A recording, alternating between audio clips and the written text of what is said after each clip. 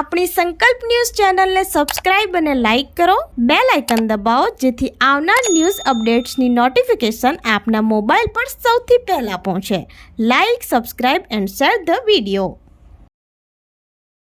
નમસ્કાર દર્શક મિત્રો, હું છું પૂજા ટંડેલ. સંકલ્પ ન્યૂઝમાં આપનું સ્વાગત છે. સમાચારની શરૂઆત કરતા પહેલા એક નજર આજના મુખ્ય સમાચાર ઉપર. ઉમરગામના સરીગામની રિસિકા પેકેજિંગ કંપનીમાં આગ લાગતા ભાગદોડ. પ્લાસ્ટિક ઝોનમાં આગ ભભૂકી ઉઠતા ભારે જહેમતે ફાયર ફાઈટરોએ કાબુ મેળવ્યો. ઉમરગામ તાલુકાની સરીગામ જીઆઈડીસીમાં આવેલ રિસિકા પેકેજિંગ કંપનીમાં આગ લાગતા કામદારોમાં દોડધામ મચી ગઈ હતી. ઘટનાની જાણ સ્થાનિક લોકો અને આસપાસના કંપનીના કામદારોને થતાં તાત્કાલિક મદદે દોડી આવ્યા હતા. પ્લાસ્ટિક ઝોનમાં આગની ઘટના બનતા 1 કિલોમીટર દૂરથી ધુમાડાના ગોટા જોવા મળ્યા હતા. બપોરના સમયે અચાનક આગ લાગતા દોડધામ મચી હતી. આ અંગેની જાણ સરીગામ ફાયર વિભાગની ટીમને થતાં ભારે જહેમતે આગ ઉપર કાબુ મેળવ્યો હતો. ત્યારે માર્ચ માસમાં વિવિધ કંપની ગોડાઉનમાં આગની ઘટના સામાન્ય અને શંકાના દાયરામાં રહે છે. ઘટનાની જાણ થતાં ભિલાડ પોલીસની ટીમ પણ સ્થળ પર દોડી આવી તપાસ હાથ ધરી હતી.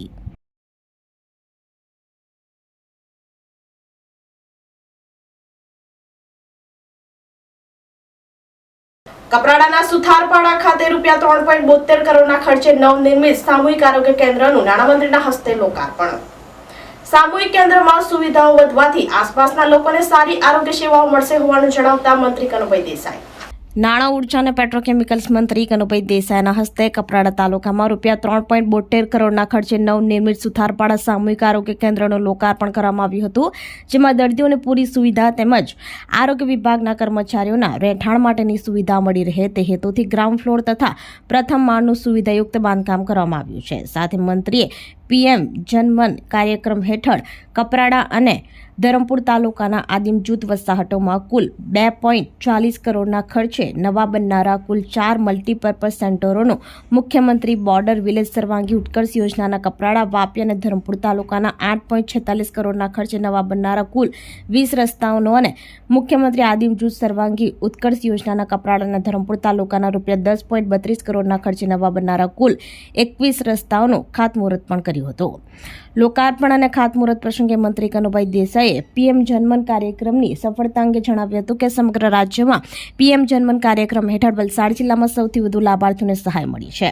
આ સામૂહિક આરોગ્ય કેન્દ્રથી સૌને લાભ થશે તેમજ ચોક્કસ ખાતરી છે કે અહીં સુવિધાઓ ઓછી હોવાથી ડિલિવરીની સંખ્યા ઓછી હતી, પરંતુ હવે સુવિધાઓમાં વધારો થવાથી આ સંખ્યામાં પણ વધારો આવશે.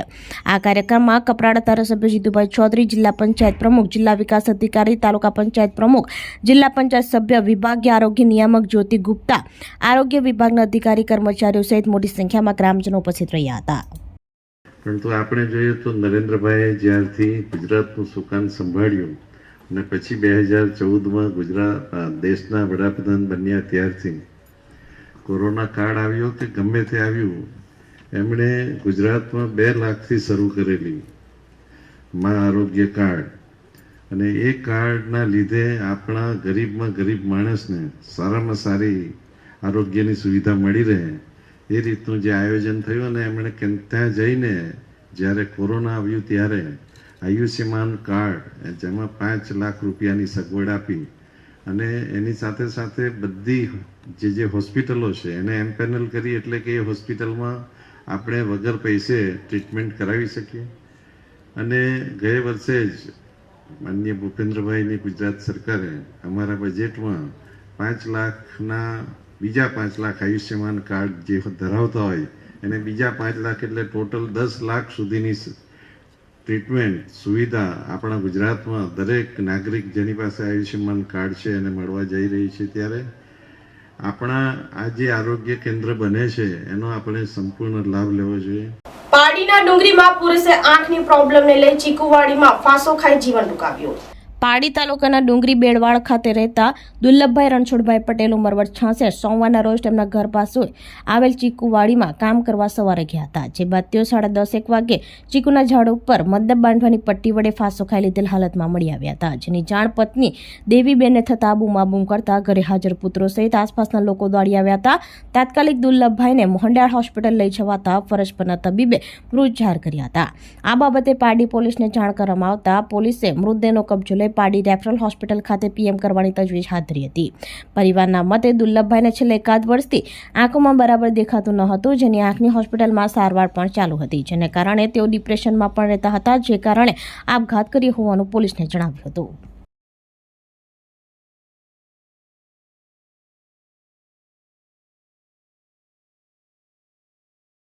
વલસાડ જિલ્લામાં 55 કેન્દ્રો પર એસએસસી અને એચએસસી ના કુલ 50,832 વિદ્યાર્થીઓની બોર્ડની પરીક્ષા શરૂ.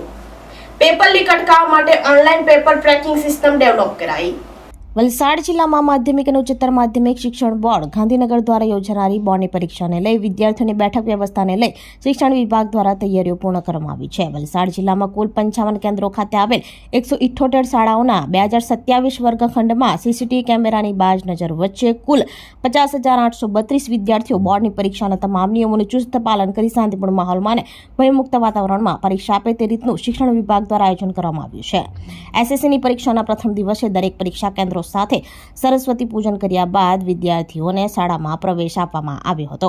વલસાડની આવાબાઈ સ્કૂલ ખાતે જિલ્લા શિક્ષણ અધિકારી MSc ભૂષારા વિદ્યાર્થીઓને અભિનંદન પાઠવવા અને ઉજ્જવળ ભવિષ્ય માટે શુભેચ્છા પાઠવી હતી. વલસાડ જિલ્લાના દરેક પરીક્ષા કેન્દ્રો ઉપર સ્થાનિક અગ્રણીઓ વિદ્યાર્થીઓને શુભેચ્છા પાઠવી હતી. વલસાડ જિલ્લાના 55 કેન્દ્રો ઉપર શાંતિપૂર્ણ માહોલમાં પરીક્ષા શરૂ કરવામાં આવી છે. આ વખતે વિશેષતા એ છે કે બાળકોને લઈ જવા અને લાવવા માટે એસટીની ખાસ વ્યવસ્થા કરવામાં આવેલી છે. ઉપરાંત જે વિકલાંગ બાળકો છે એ લોકોના માટે લૈયાની પણ અમે વ્યવસ્થા કરી આપી છે.